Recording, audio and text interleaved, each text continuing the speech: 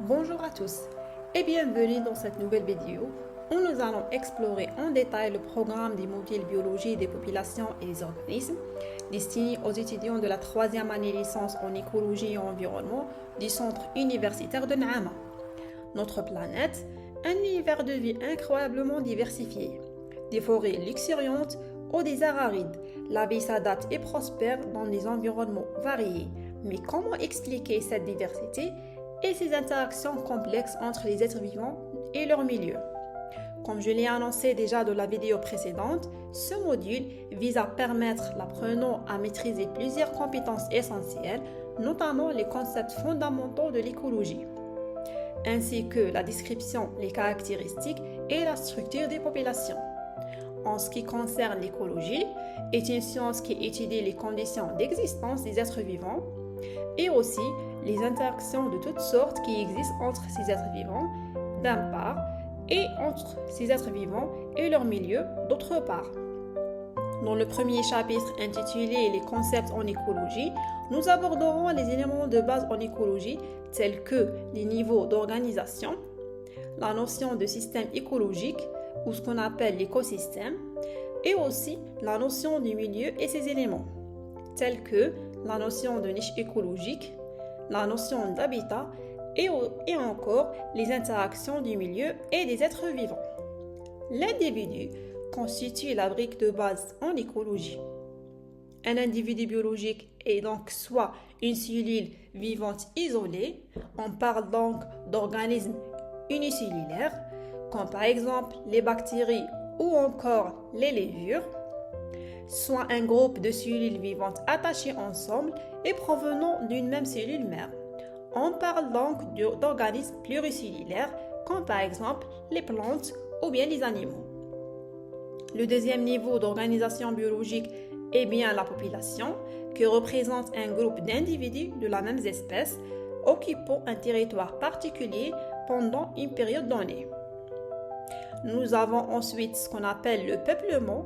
Le peuplement est donc l'ensemble des individus appartenant à plusieurs espèces, donc différentes populations, qui coexistent dans un même milieu et forment des ensembles fonctionnels.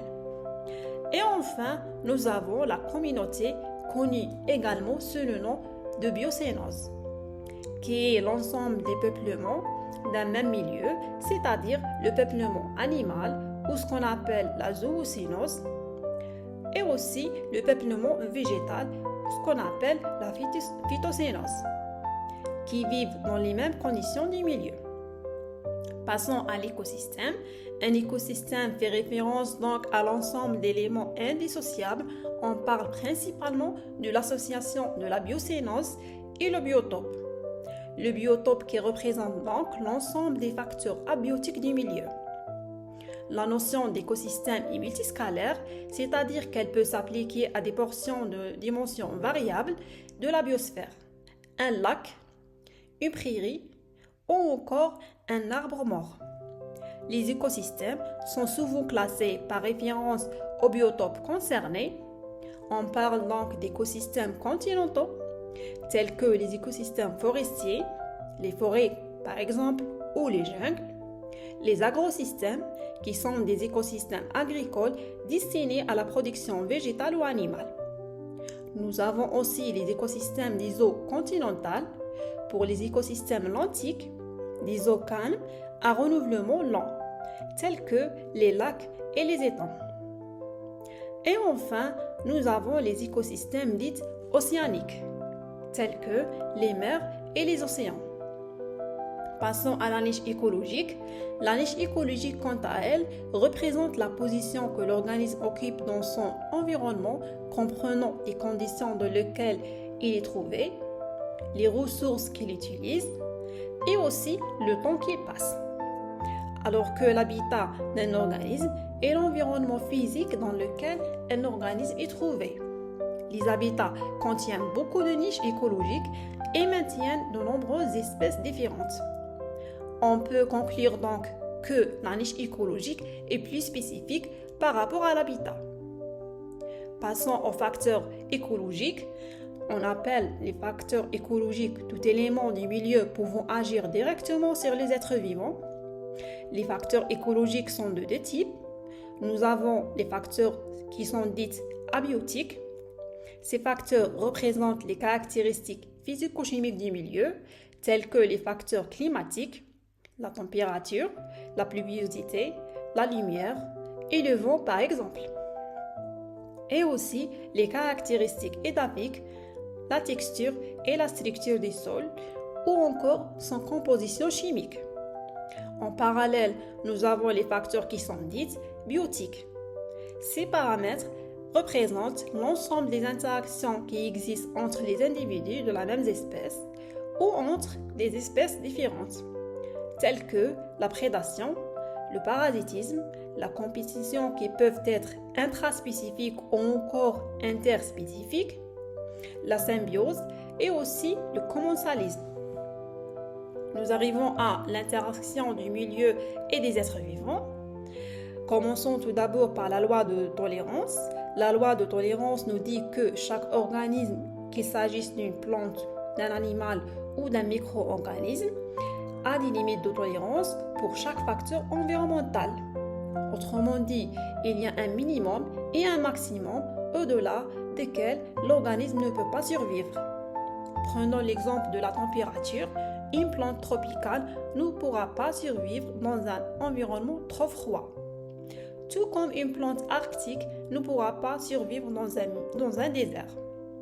Il existe donc un intervalle de température dans lequel la plante peut se développer de manière optimale. En dehors de cet intervalle, la plante souffrira et finira par mourir.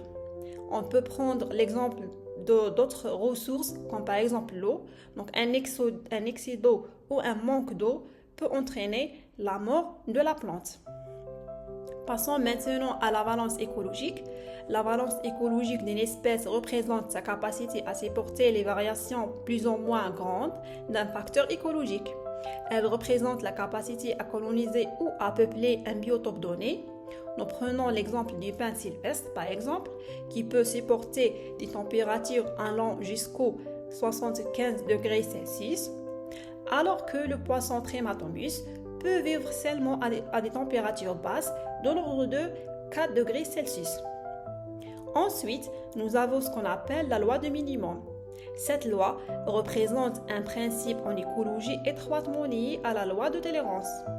Si la loi de tolérance nous indique qu'un organisme a des limites de tolérance pour chaque facteur environnemental, la loi du minimum, quant à elle, stipule que la croissance d'un organisme est limitée par le facteur environnemental qui est le plus déficient. On va terminer avec ce qu'on appelle la notion du facteur limitant. Un facteur écologique joue le rôle d'un facteur limitant lorsqu'il est absent ou réduit au-dessous d'un seuil critique ou bien s'il excède le niveau maximum tolérable. C'est le facteur limitant qui empêchera l'installation et la croissance d'un organisme dans un milieu. Dans ce chapitre, nous avons abordé les bases essentielles d'écologie, plongeant ainsi dans le monde complexe du milieu et ses éléments, ainsi qu'aux relations de toutes sortes qui existent entre les êtres vivants et leur milieu. Nous arrivons à la fin de cette vidéo. Je vous remercie d'avoir consacré du temps à sa visualisation et à bientôt pour une nouvelle vidéo.